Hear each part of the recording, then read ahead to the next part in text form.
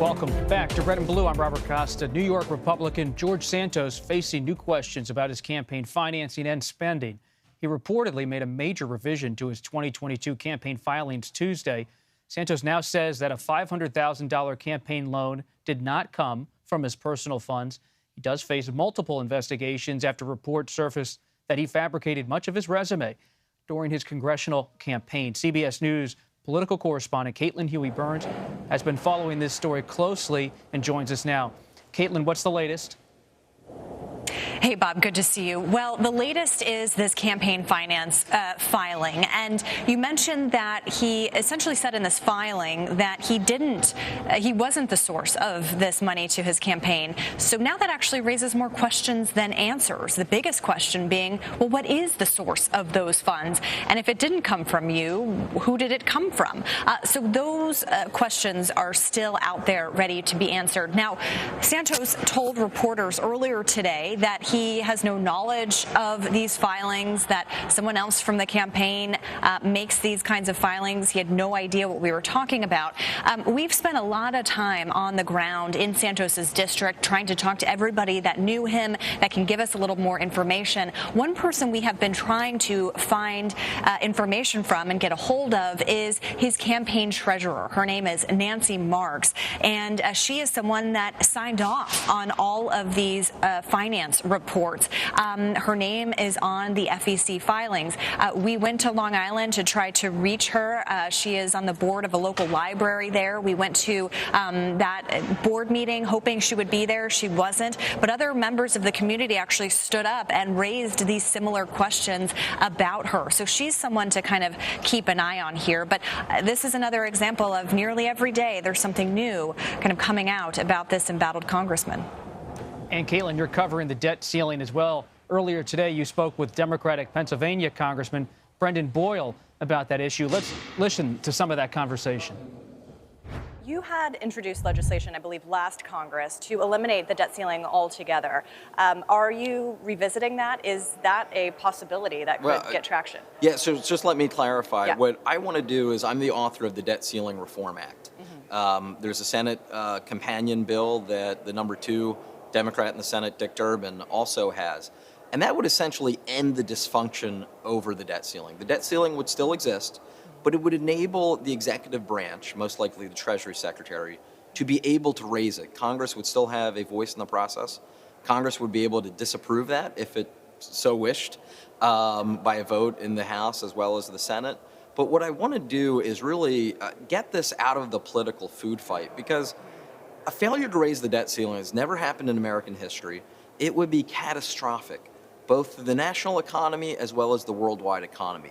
That is a ticking time bomb that we need to defuse. So we need to solve this present debt ceiling problem, but we also need to solve it for the future as well. Is there any circumstance that you can imagine Democrats being willing to negotiate with Republicans on some of the items that they're requesting cuts to spending in order to raise the debt ceiling? Yeah. Well, first, let's be clear about just how hypocritical the Republicans are. They voted for all of this increase in spending when Donald Trump was president. They then went along with increasing the debt ceiling every single time it came up in the Trump administration, never talked about deficit and debt, but now suddenly when there's a Democrat in the White House, they have a problem with it. So that's number one, their clear hypocrisy. Number two, the debt ceiling is not about future spending. It's about past spending, much of which the other side has voted for. So it's quite clear that we need to raise the debt ceiling, period, end of story. Now, if you want to have a conversation about future spending, we have to have that anyway. We have to pass the appropriations budget for the next fiscal year. We'll have to do that by September 30th. So that conversation is going to happen either way, but it should be independent of the debt ceiling. I fundamentally disagree with the extreme position of Speaker McCarthy to take the debt ceiling essentially as hostage in order to get what they want, and that is cuts to Social Security and Medicare. Caitlin, what's notable about Congressman Boyle as a reporter, at least on my end, is that he's ranking on budget. He's also very close to President Biden, one of his earliest supporters of his 2020 presidential campaign. He hinted in your interview that there could be some kind of negotiation on spending separate from the debt ceiling. And I wonder, What does your reporting tell you about could the Democrats offer Republicans some spending discussions separate from the debt ceiling as the ceiling continues to approach? Yeah, it's a good point, Bob. And actually, before the interview, the congressman and I were talking about last time we saw each other was in Iowa while he was campaigning for President Biden, now President Biden. What's interesting there is, of course, there is no appetite among Democrats for any negotiation about the debt ceiling, about raising it. McCarthy could pass a debt ceiling increase with Democratic votes. But remember, he is going to need his Republican coalition, who doesn't want him to cut these deals with Democrats. That's why they were opposing his speakership in the first place, some of them. But what's interesting here is that there is an appetite that you do hear from some Democrats about, yes, of course, we need to get some spending under control. Of course, we need to talk about this. But, you know, not in relation to the debt ceiling. They are two different items here. And the debt ceiling is related to money already spent, while these cuts would be to future spending. So they don't see how they should be connected, especially when the economy is at stake. But that's something to kind of focus on over the next couple of weeks and months until April is what are these conversations like? What are Democrats able to do? And Boyle is the ranking member on budget. And he told me that there is concern about working with Republicans, given how difficult it was for them to coalesce around a leader. It's a fractured party at this point that can be difficult. If you couple what Congressman Boyle told you with what Senator Manchin said on Sunday, saying it would be a mistake for Democrats not to negotiate on spending, it's something to watch in the coming weeks. Could Senator Manchin and others in the Senate Republican Conference come to the table with some kind of spending agreement that could save the debt limit situation from becoming one of brinkmanship?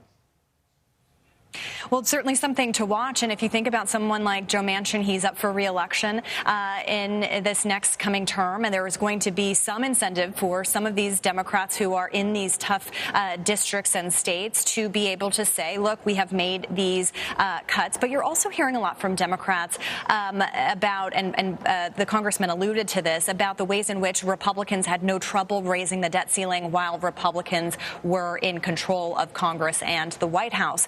And so there's a lot of this kind of going around. But look for those members who may be in endangered going into their own re-election bids and wanting to at least show some kind of progress in terms of perhaps working for the other side politically. For someone like Manchin, that would make a lot of sense considering where he's from.